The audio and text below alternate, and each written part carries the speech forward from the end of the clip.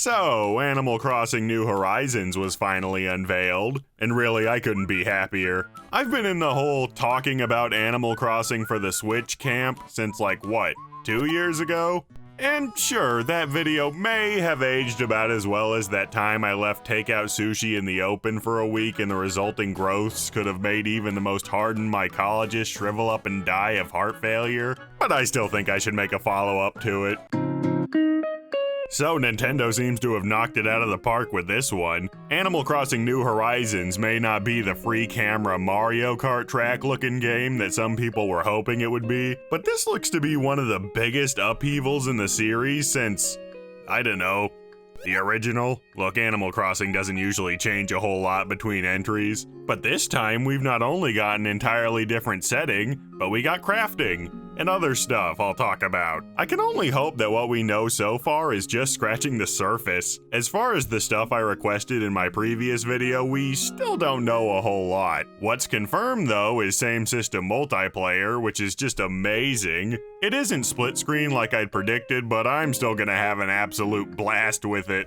Pretty much everything else seems to be up in the air, however, except maybe the bigger village thing, but figuring that out would take game explain levels of over-analysis and measurement, so I'll just leave it at that. The most important part of that video, though, was my desire for Isabelle to become the Pope, and unfortunately that doesn't seem to be the case here, because, where is Isabelle, actually? Come to think of it, where's everyone, like, in general? The island seems to be very early in development, and I assume shops and the like will arrive on it eventually, but there's also the possibility for there to be a second area that you have to fly to, where they'd all be located, but I'm not really in support of that, unless it's something real special, of course. Here, let me put it this way, if all the shops and the museum, etc. are on your island, it would be way more interesting. It'd be like a community and not like a random field with some houses in it, if you catch my drift. But that's just personal preference. But speaking of shops, I'm very curious about the characters, you know, who normally run them. A lot of their roles would have to be irreversibly changed in this game. Like, I'd assume Cap'n and Co. run the airplane service, but what about Isabelle?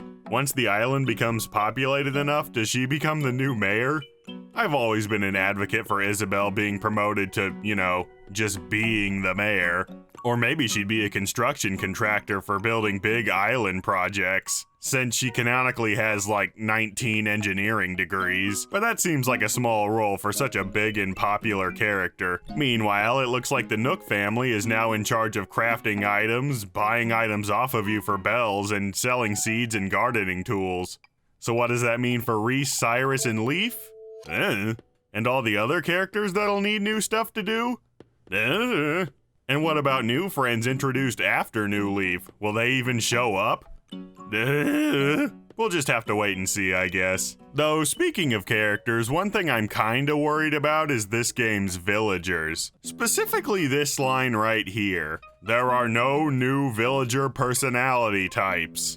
Now, in case you don't know how this works, Animal Crossing New Leaf had about 460 villagers, but only 8 personality types. 4 for men, 4 for women. And to be honest, it's really limiting and kinda lame. Especially given how the game works, you're almost guaranteed to get villagers who are literally carbon copies of one another. Now, maybe the whole no new personality thing would just mean the whole personality system is being overhauled in general. Like, maybe villagers start at a certain point and change over time depending on how you treat them, among other random factors. Also, while we're on the subject of personalities, they really shouldn't be tied to gender.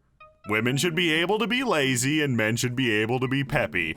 That just makes sense. Oh yeah, and let them all be pricks. I stole that one from Peanut Butter Gamer, but it's true. All the villagers are way too nice to you and way too samey because of it. Grow a spine, you clods. Back to positives, the crafting. Oh my god, the crafting. This feature adds a huge heaping helping of game to this game. So much more stuff to do and collect and much more reason to do them. That and the Nook Mile system makes everything feel like it has more of a purpose. I mean, finding bait of different varieties for fishing on its own has massive implications for like everything. Some people are hesitant about these changes since it's such a huge deal, but I'm all in on this business.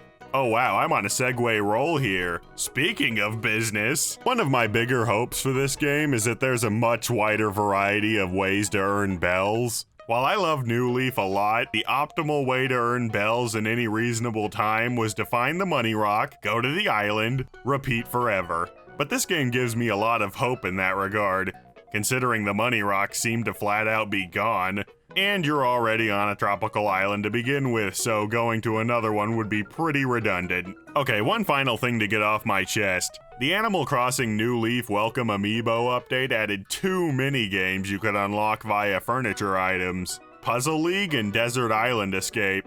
Bring these back, please. And then add some more, maybe the remainder of the Amiibo Festival mini-games to actually make them worth something. Just go nuts, really. And that brings me to a very special segment. That's right, it's Patron Picks, wherein patrons get to show the love and contribute their thoughts to discussion and list videos. This pick comes from beloved patron Tyler Owens, who writes, "In the original Animal Crossing, they had a bunch of NES games you could collect and play. I'd love to see them put in some SNES, or if I'm being really ambitious, N64, games in the same way. Probably not gonna happen, given they'd rather just add them to a service tied to the online subscription, but a guy can dream."